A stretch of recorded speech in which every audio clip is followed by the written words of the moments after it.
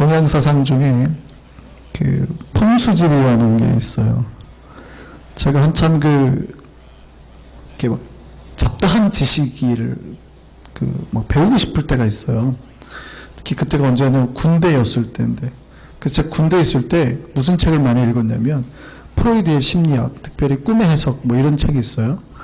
그 책하고 제가 동양 사상의 꿈 해몽이라는 책이 있어요.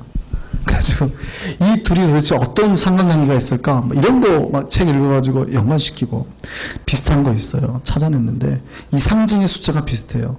프로이드가 생각하는 3의 숫자와 동양 꿈이 해석하는 3의 숫자가 굉장히 비슷해요. 어쨌든요. 그때 막 공부할 때 제가 또 무슨 책에 또 제가 막 꽂혀서 읽었었냐면 풍수지리 책. 그래서 풍수지리 책을 막 열심히 봤어요.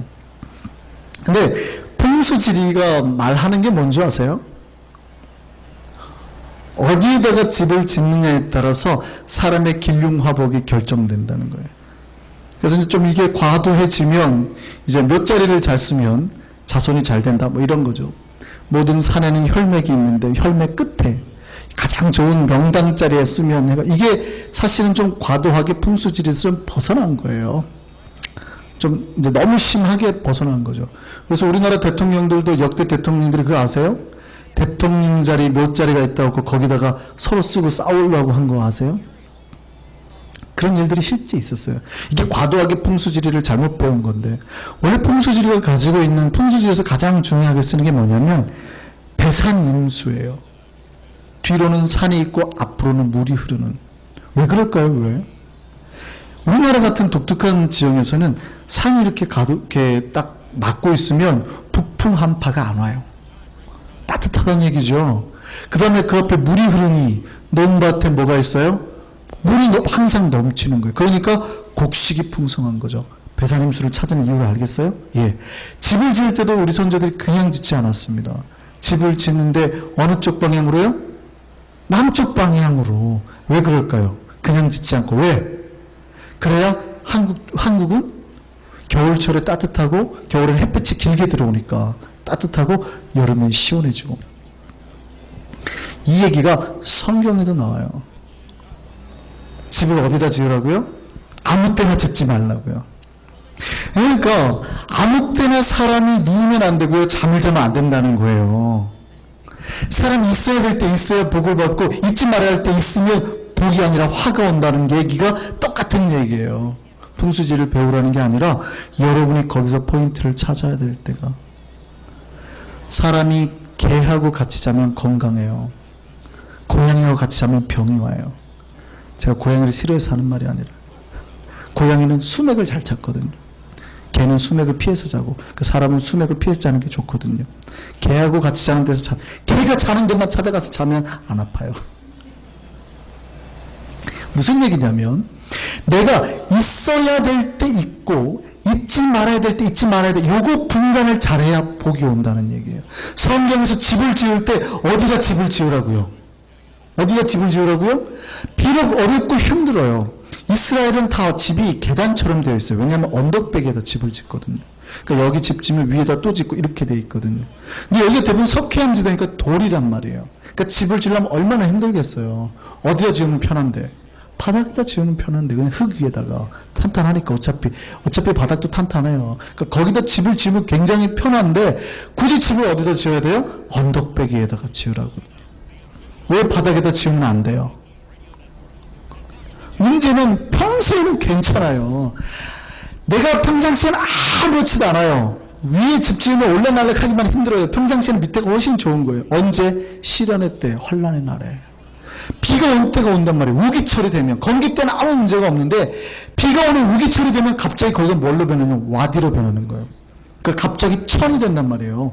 없던 계곡물이 생기는 거예요. 근데 이 계곡물이 얼마나 험악하냐면 이 산골짜기에서 땅을 다 파가지고요. 거기다 집을 지으면 집을 쓸어서 가는 거예요. 그러니까 잠자는 동안에 죽어버리는 거죠. 비 오면. 집이 없어지니까. 그래서 집은 어디다 짓는 거예요? 예. 그래서 마태복음 예수께서 뭐예요?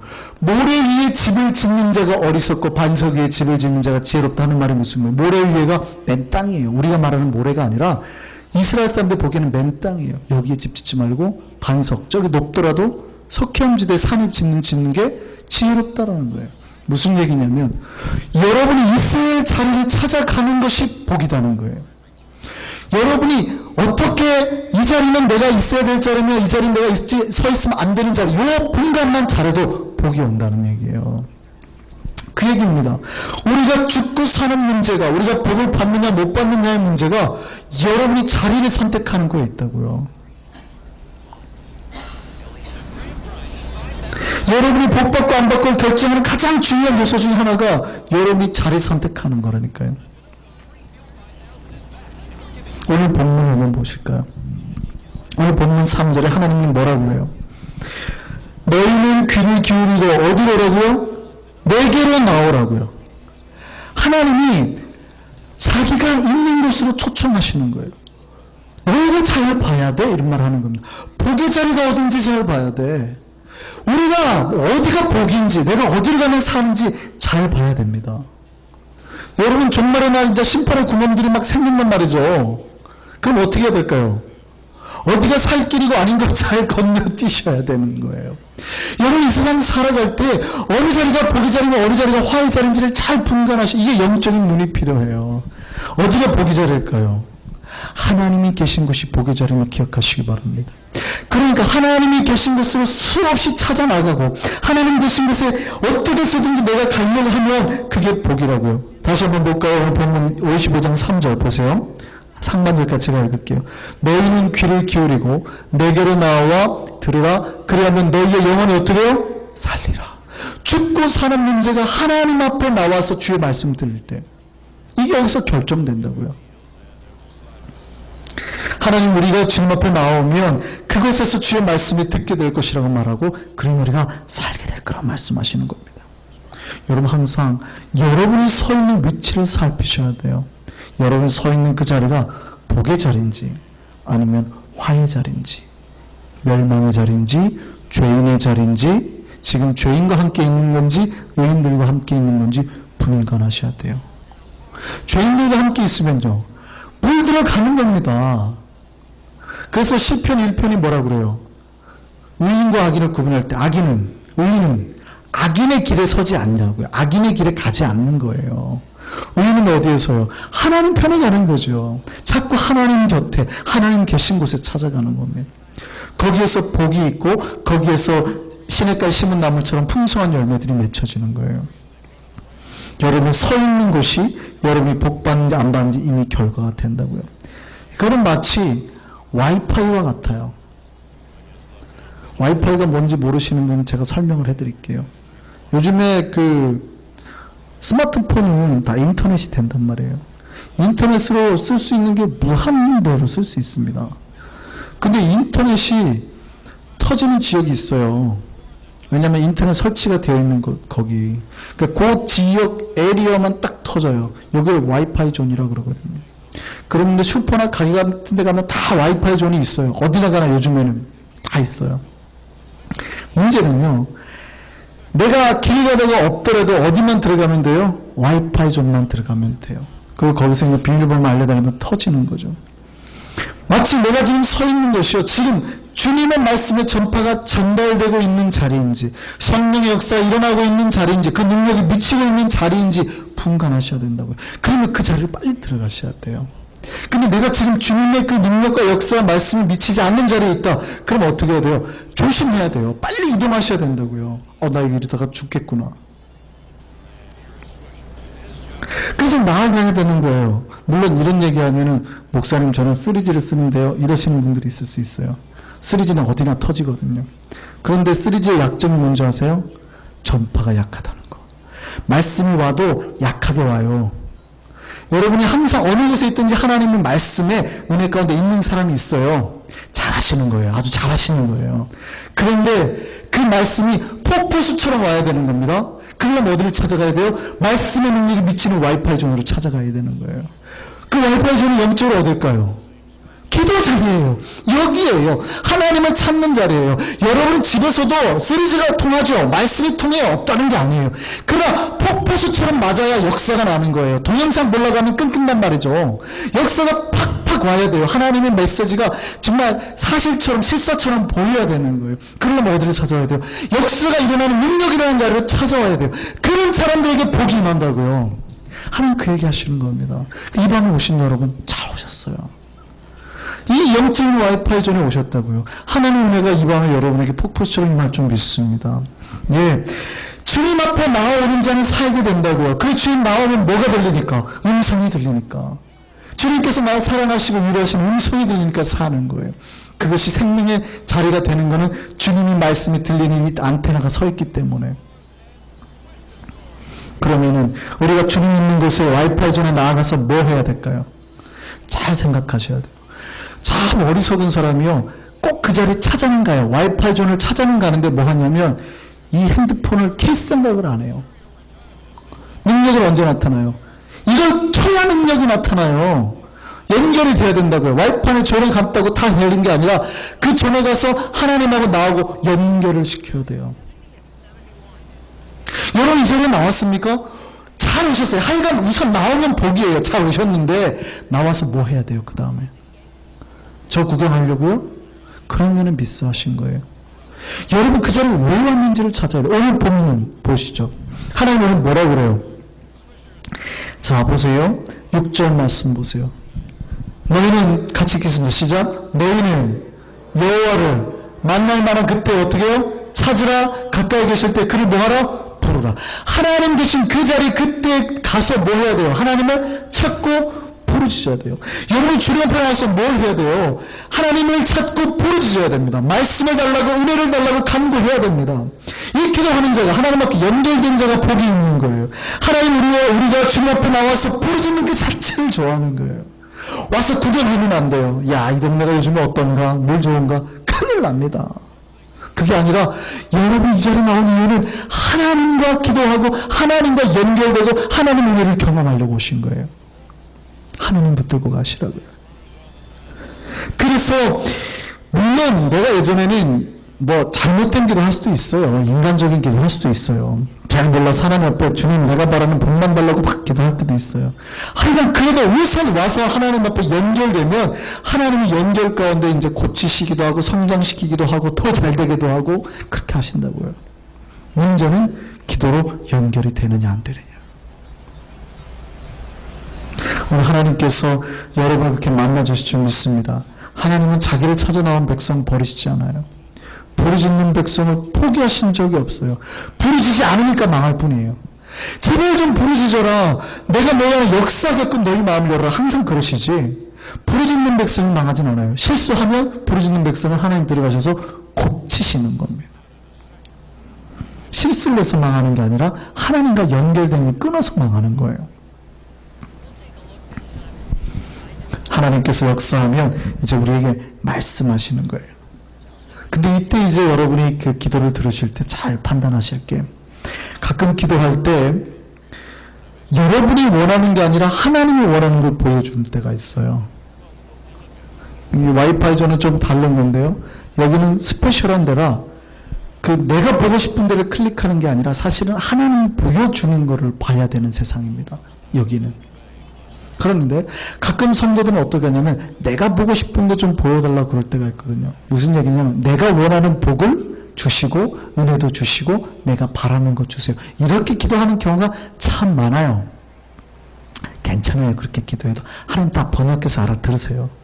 그래가지고 하나님 마음대로 주시니까 여러분이 어떻게 기도하셔도 괜찮아요. 그러나 조금만 더 지혜가 있다면 내가 비록 하나 내가 구한 것이 안 오더라도 어떻게 해요? 거절하거나 화내거나 등 돌리지는 마시라고요. 그러니까 마음은 열고 있으셔야 된다고요. 여러분이 구한 것이 오지 않더라도 하나님께 주신 것이라도 야, 더 좋은 거 주셨나 보다 이렇게 반응해야지. 하나님 진짜 이러실 수 있어요? 이게 아니잖아요. 내가 기도한 것과 다르잖아요. 내가 원하던 길이 아니잖아요. 이러면 안 된다고요. 왜요? 여러분보다 하나님이 더 어떻게 해요? 성경에 그 답이 있다니까요. 우리가 기도할 때 가끔 내가 원하지 아니하는 답이 나오고 내가 바라지 아니하는 길이 나와요. 하나님 이 길은 내가 가면 안 되는데 아니 그 길 가.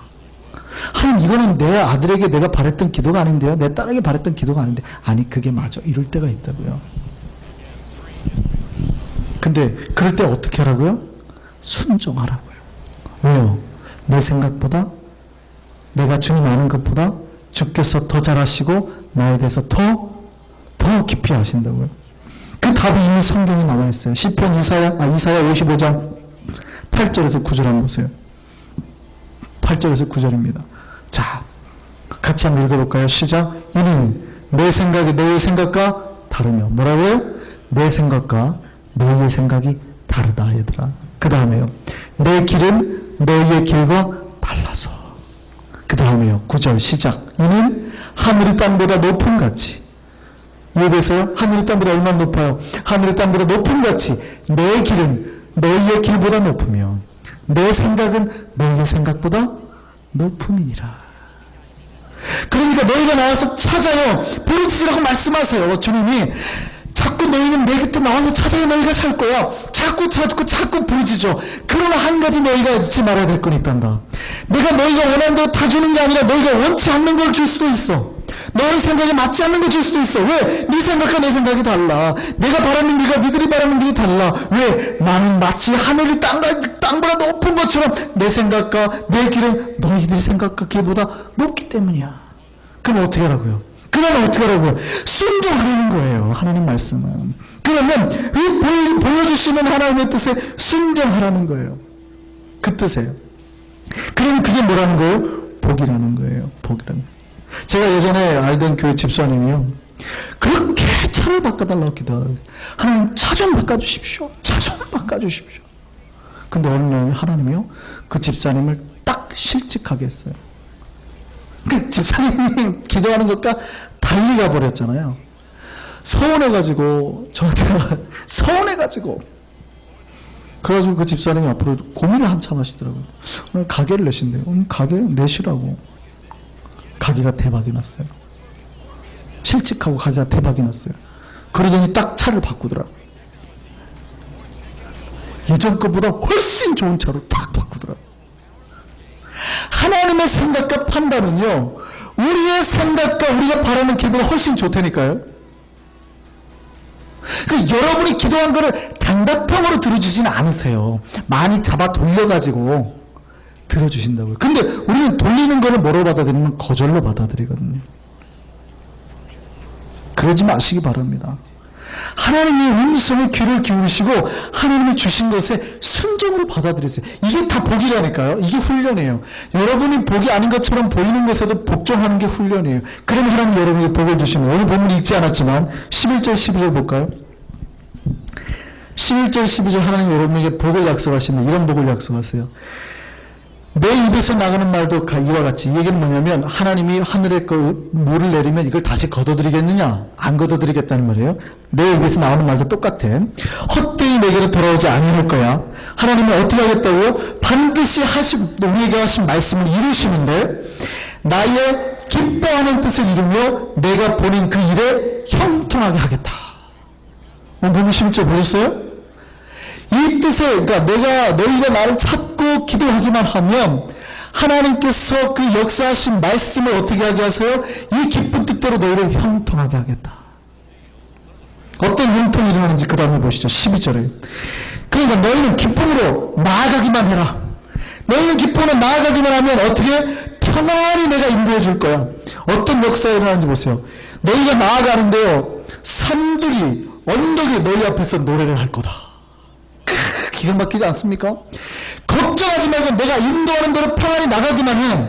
이 뜻이에요. 아버지, 이게 내가 원하는 게 아닌데요. 걱정하지 마. 내가 이미 너희를 향한 기쁜 뜻과 형통한 길을 다 예배해놨으니까 내가 인도하는 대로 평안 가운데 나아가기만 해. 어떤 일이 일어나요? 내 앞에 산들이, 언덕이 일어나서 노래를 하며 나무들이 어떻게 해요?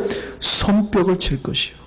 그 다음에요, 잣나무가 가시나무 대신하여서 또 화석류는 찔레를 대신하여서 나쁘고 힘들고 이 문제거리들이 어떻게 해요? 복으로 바뀐다는 역사예요. 복으로 바뀐다는 얘기예요. 걱정하지 말라는 얘기입니다. 너희가 나에게 자꾸 기도했어? 그러면 그때부터는 걱정하지 마. 너희가 바라는 거 내가 안 들어줄 수도 있어. 그 얘기예요. 내가 바라는 거 안 들을 수도 있어. 그러나 너희를 향한 뜻을 내가 한번 뱉기 시작했으면 그 뜻은 어떻게 해요?